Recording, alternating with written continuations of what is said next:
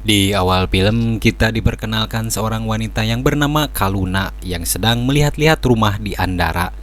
Tersendiri dia juga ditemani sama teman-teman kantornya yang bernama Danan, Mia, Tanis. Namun karena rumahnya masih belum sesuai dengan keinginannya, ditambah masih banyak kerusakan pada dinding WC dan hawanya sangat panas, Kaluna pun pada akhirnya memutuskan untuk tidak membeli rumah ini.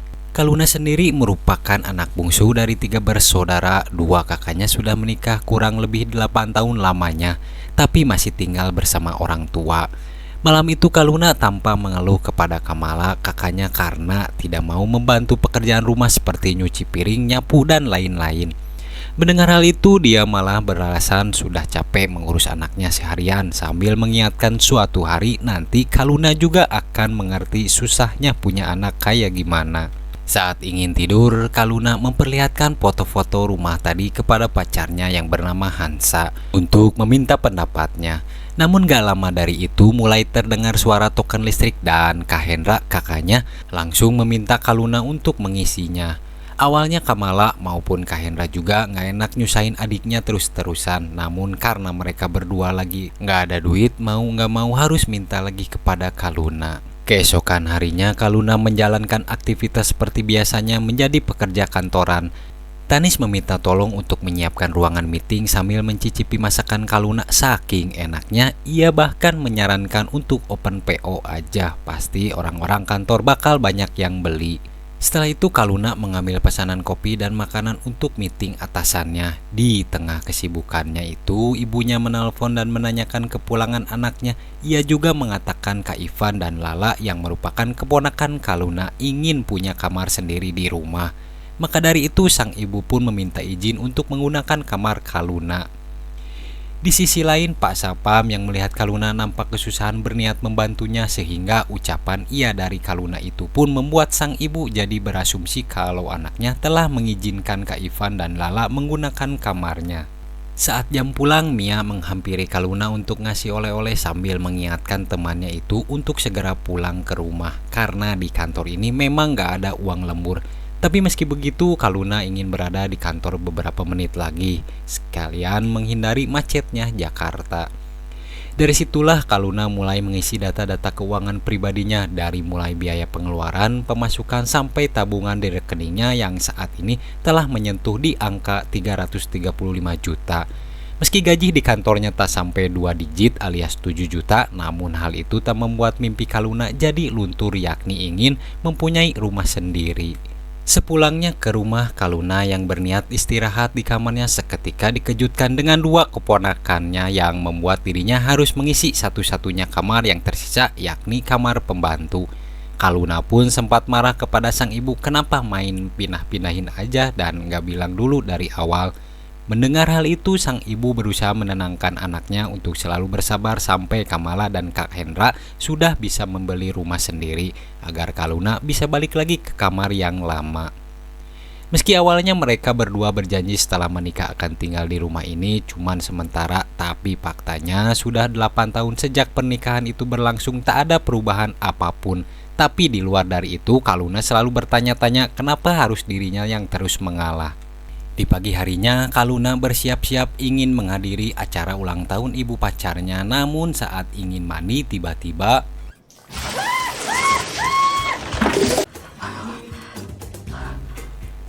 setibanya di acara tersebut, Kaluna membawakan sebuah puding untuk disajikan kepada para tamu. Namun entah kenapa Ibu Hansa justru menyuruh pembantunya untuk memakan puding tersebut dan membawanya ke belakang. Di sana dia bahkan meminta kepada Kaluna untuk memindahkan mobilnya karena Om Herman yang merupakan orang penting akan datang beserta anak buahnya. Lantas sang ibu juga bertanya kenapa Kaluna enggak ganti mobil aja, jelas-jelas mobil itu sudah terlihat sangat bapuk dan juga ketinggalan zaman.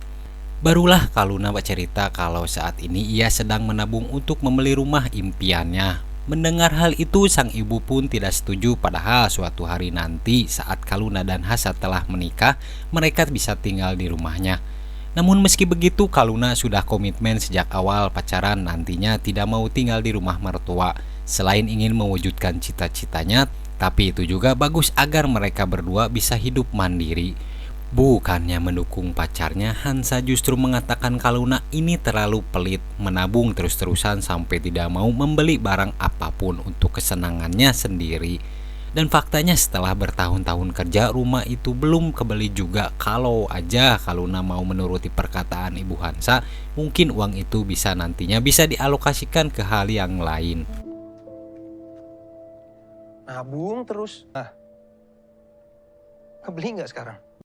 Perbedaan prinsip inilah yang pada akhirnya membuat Kaluna dengan berat hati harus mengakhiri hubungannya dengan Hansa. Aku milih kita masing-masing aja. Oh, Kal. Kal. Tak lama kemudian, Kaluna pun melepas kesalahan itu dengan bermain di salah satu wahana bersama teman-temannya, yang dimana setelah itu Tanis berusaha mengingatkan Kaluna soal biaya DP dan angsuran KPR.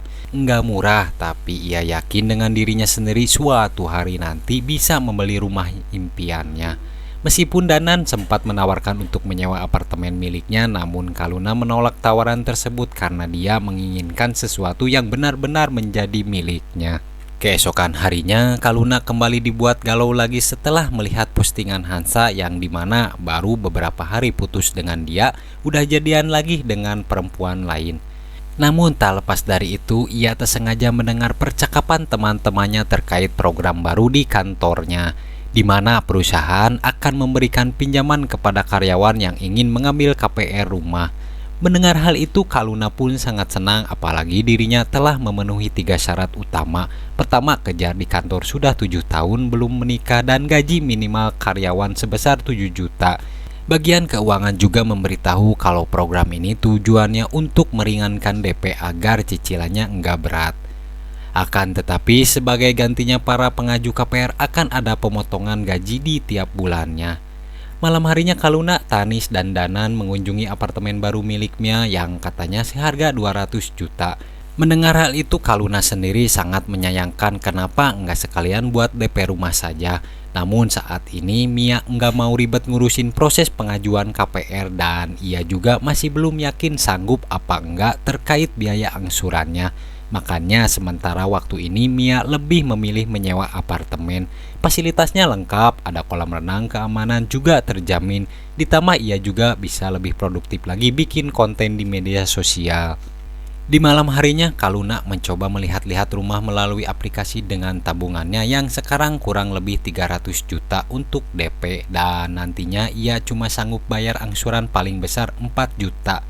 Aplikasi itu memberi saran untuk mengambil KPR rumah paling mahal 770 juta. Tak lama kemudian, Natya yang merupakan kakak iparnya entah kenapa tiba-tiba mendatangi kamarnya alih-alih bersimpati atas retaknya hubungan Kaluna dengan Hansa. Dia ternyata mencoba memanfaatkan situasi ini di mana saat itu Natya dan suaminya Kahendra berencana beberapa minggu ke depan akan membeli tanah, tapi uangnya masih belum cukup. Maka dari itu ia berencana akan meminjam uang Kaluna dan berjanji akan membayarnya. Mendengar hal itu dengan berat hati, Kaluna harus menolak permintaan itu karena ia juga telah menabung bertahun-tahun buat mewujudkan impiannya. Dari kejadian itu, Kahendra menegur adiknya terkait perbincangan semalam. Ia mengingatkan agar jangan bersikap terlalu kasar kepada istrinya. Meskipun Kaluna dan hatinya seumuran, tapi bagaimanapun juga itu adalah kakak iparnya.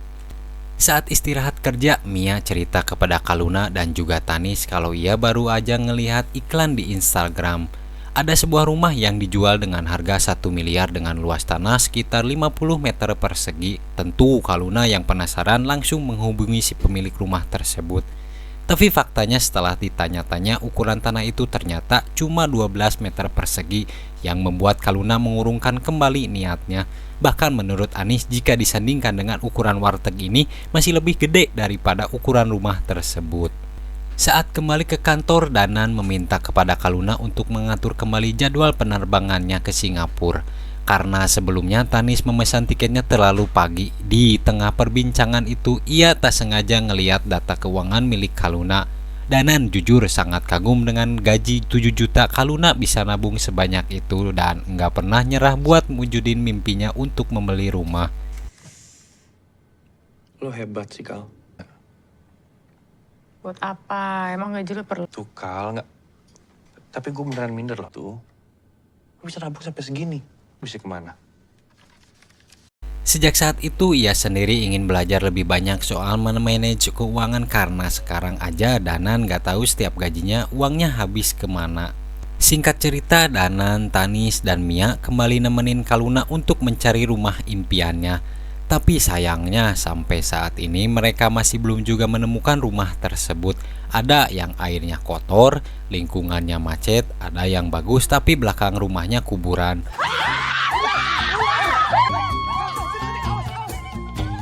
Sampai pada akhirnya mereka berempat tiba di salah satu tempat yang menurut Kaluna cukup menarik. Dilihat dari rumahnya yang luas dan harganya yang murah membuat Tanis juga curiga apa jangan-jangan area ini langganan banjir. Untuk memastikan hal itu mereka pun bertanya ke warga setempat terkait rumah ini. Salah satu warga memberitahu selama 20 tahun lingkungannya tidak pernah terkena banjir. Orang yang tadinya menempati rumah itu juga sangat ramah dan baik hati, tapi sayangnya dia sudah meninggal dengan cara yang sangat mengenaskan, yakni jadi korban mutilasi. Jadi korban mutilasi no di rumahnya? Setelah melewati hari yang cukup panjang, Kaluna ingin beristirahat di rumahnya, namun tiba-tiba terdengar suara kucing baku hantam tepat di atap kamarnya.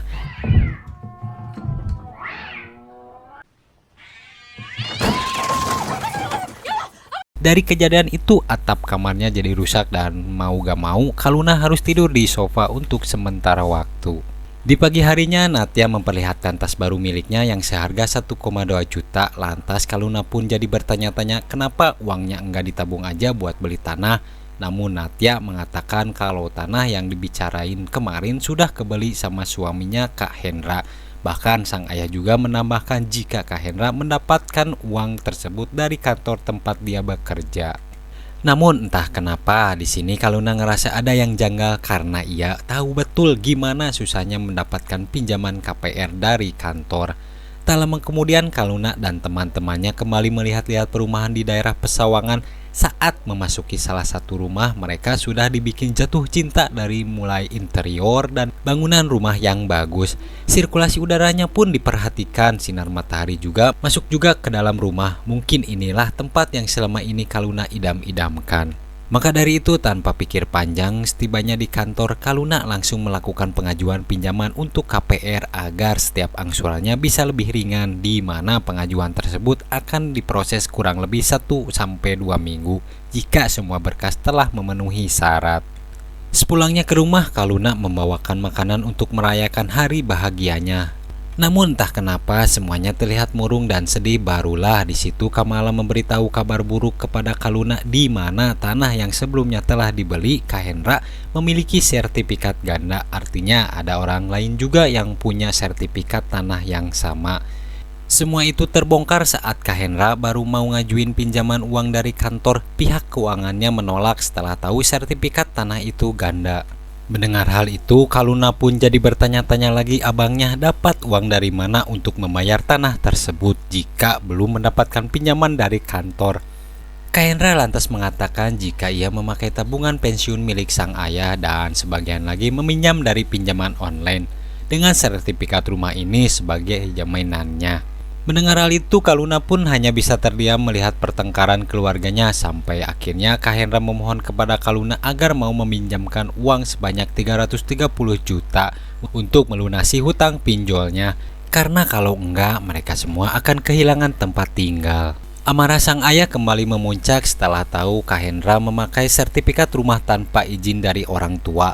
Dari awal ia sudah mengingatkan jika belum mampu jangan maksain beli tanah, rumah maupun apartemen. Dikira sudah mendapatkan pinjaman dari kantor, makanya sang ayah percaya buat minjemin tabungan pensiunannya yang padahal uang itu nantinya untuk pernikahan Kaluna. Sementara Kaluna yang tak tahan lagi dengan situasi ini langsung merapikan pakaiannya dan memutuskan untuk keluar dari rumah. Malam yang kelam itu Kaluna menangis meratapi kesedihannya, tak mau merepotkan Tanis yang sudah berkeluarga, begitu juga Mia. Ia pun pada akhirnya menghubungi Danan untuk meminta tinggal di apartemennya sementara waktu. Tapi meski begitu Kaluna tak mau seperti memanfaatkan temannya, maka dari itu ia sedari awal berniat membayar dan meminta kepada Danan agar jangan memberitahu perihal ini kepada Tanis sama Mia. Takutnya nanti mereka mikir macam-macam. Keesokan harinya Kaluna mencoba bikin masakan kesukaannya sebagai tanda terima kasih kepada Danan karena udah mau membantunya. Ia juga sembari curhat mengenai kondisi keluarganya saat ini, dimana Kaluna masih bingung apakah tindakannya ini salah atau enggak, yakni kabur dari rumah orang tua di saat mereka sedang kesusahan. Di tengah obrolan itu tiba-tiba Kaluna mendapatkan kabar baik dari kantor jika pengajuan pinjaman KPR rumah telah diterima. Mengetahui hal ini membuat Kaluna sangat senang karena akhirnya setelah sekian lama mimpinya untuk mempunyai rumah sebentar lagi akan terwujud. KPR gue approve, Nan. Gue approve, Nan, akhirnya. Setelah itu mereka berdua pun kembali mendatangi Mbak Feni untuk menandatangani berkas pembelian rumah di daerah Sawangan. Tapi sebelum itu Kaluna meminta izin untuk melihat unitnya sekali lagi sambil meyakinkan hatinya. Di sana Kaluna membayangkan gimana enaknya pulang dari kantor langsung ke rumah ini, kamar yang nyaman, bisa mandi air panas, dapurnya juga bagus, dan berjanji akan masakin buat Danan, Tani sama Mia setiap hari. Danan yang berada di situ pun hanya bisa tersenyum bangga melihat temannya bisa mewujudkan impiannya mandiri dan enggak pernah nyusahin orang lain. Sampai akhirnya kebahagiaan itu berubah menjadi kesedihan saat Kaluna mengingat kembali keadaan keluarganya yang saat ini mereka pasti bingung gimana bayar hutang Kak Hendra. Maka dari itu Kaluna dengan terpaksa mengurungkan kembali niatnya dan kembali pulang ke rumah untuk memberikan uang sebanyak 300 juta buat ngelunasi hutang tersebut. Meski awalnya sang ayah menolak, tapi Kaluna tahu ayah maupun ibunya enggak bakalan sanggup buat bayar beban itu, dan kalau enggak segera dibayar, ia enggak mau orang tuanya harus kehilangan tempat tinggal. Setelah itu Kaluna pun kembali mendatangi bagian keuangan di kantornya untuk menarik kembali berkas pinjaman KPR, dan sekarang sisa tabungannya tersisa 15 juta yang tadinya 345 juta. Beberapa minggu kemudian saat berada di kantor, Kaluna mendapatkan telepon dari Kamala yang memberitahu jika sang ayah berencana untuk menjual rumahnya. Hal ini dilakukan karena semuanya nggak tega sampai-sampai menghabisin uang tabungan Kaluna. Kamala dan suaminya juga sudah mencari kontrakan sementara. Kak Hendra akan tinggal di rumah mertuanya. Setelah semua apa yang mereka alami, Kamala dalam lubuk hati yang paling dalam meminta maaf selama ini telah merepotkan adiknya. Bahkan sang ibu juga setiap hari membuat masakan kesukaan Kaluna, berharap anaknya pulang ke rumah. Sup kacang hijau kesukaan lo.